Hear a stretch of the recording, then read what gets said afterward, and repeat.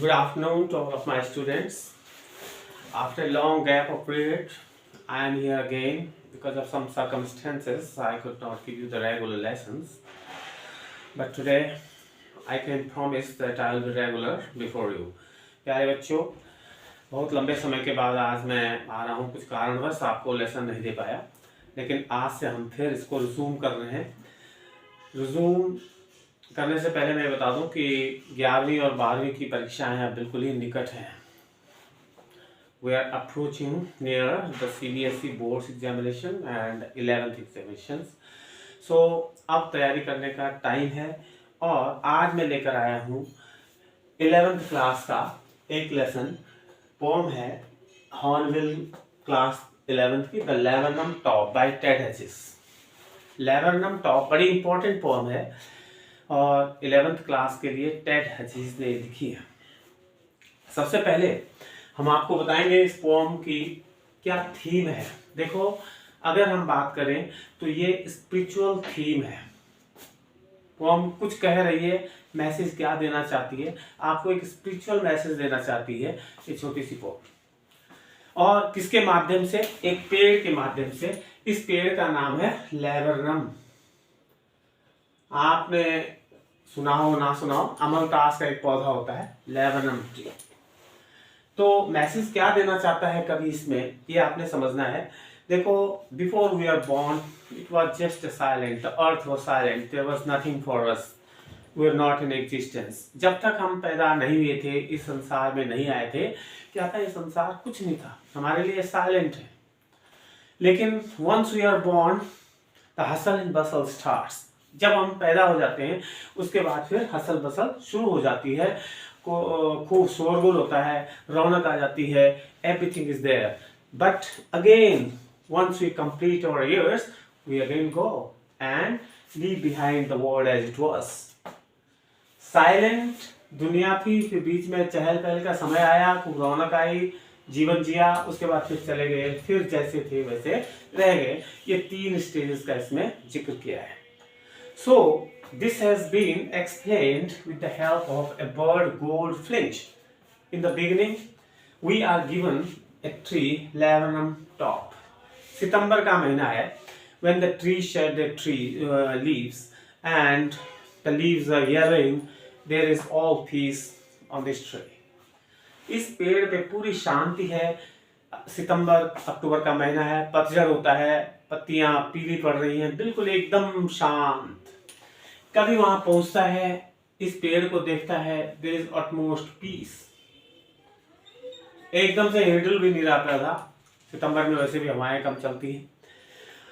और all of a sudden कभी सोच ही रहा था, क्या होता है थोड़ी देर में, ए बर्ड कॉल्ड गोल्डफिंच नाम की एक चिड़िया, सोन चिड़ी भी बोलते हैं इसको, सोन चिड़ी, गोल्डफिंच नाम की एक चिड़िया आती है और उस पेड़ पे बैठ जाती है। Perches on this tree, first on the top and then ultimately it finds its way here somewhere in the middle of the tree. यहाँ कहीं ये पहुंच जाती है। Once it perches here somewhere it starts making a noise. थोड़ी देर में शुरू हो जाता है हल्ला गुल्ला, पेड़ पे मूवमेंट शुरू हो जाता है। There is movement on this tree, हिलने डुलने लगता है पेड़, which was hitherto standing silent without any movement. As the bird enters here, the movement starts. The whistling chirp of the bird again starts. जो whistling chirp है, सीटी मारने जैसी चर्पिंग की आवाज आ रही है चिड़िया की, वो शुरू हो जाती है। पूरे पेड़ पे रौनक आ जाती है। एक प्रकार से देखा जाए, वो चिड़िया यहाँ क्यों आई, ऐसा लगता है कि उस चिड़िया ने यहाँ पे नेस्ट बना रखा था अपने बच्चों का, अपने बच्चों को पाल रही थी, इस पे कहीं घोंसला बना रखा था और उसके बाद वो उसको खिलाने आई, खूब रौनक आ गई, चर्पिंग कर रही है। गोल्डफिंच कैसे थी, लिजर्ड लाइक थी, बिल्कुल जिसे बोलते हैं sleekly like a lizard, very active and quick. इस तरह का उसका हिसाब किताब था पूरा।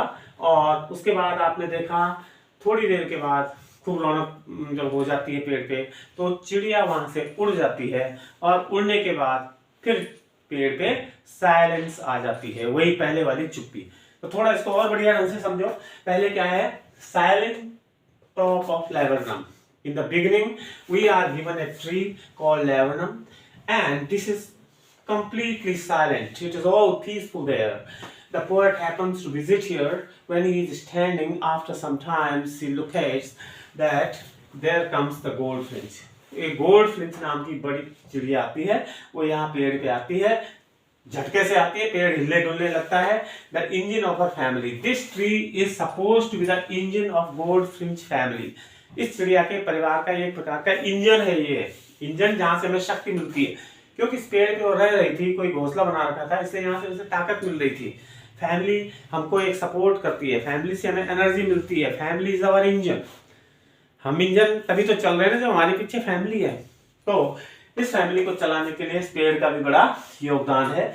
और जब गोल्डफिंच आती है, कितना मूवमेंट यहाँ हो जाता है, पेड़ में कितनी रौनक हो जाती है, ये कवि ने यहाँ पे कहा है. सॉफ्ट स्ट्रेंज विसल जो है वहां पे बजने लगती है. And after some times what happens, the bird flies into the infinity, into the sky. और उसके बाद पेड़ फिर अगेन साइलेंट, अगेन साइलेंट. तो इस तरह से आपने क्या देखा, इससे क्या मैसेज मिलता है. हमारा जीवन इससे अगर हम कंपेयर करें तो बिल्कुल ठीक ऐसे ही है जैसे ये पेड़ पहले शांत था. तो जब तक हम पैदा नहीं हुए थे हम भी ऐसे शांत थे, कुछ नहीं था, एग्जिस्टेंस में नहीं था. तो पीस एवरीवेयर. लेकिन जैसे ही एक परिवार में क्या होता है, बच्चे आ जाते हैं, शादियां होती है, बच्चों की रौनक हो जाती है, छोटे बच्चे होते हैं, उनकी किलकारियां बच्चों को या पूरे परिवार में रौनक ले आती हैं.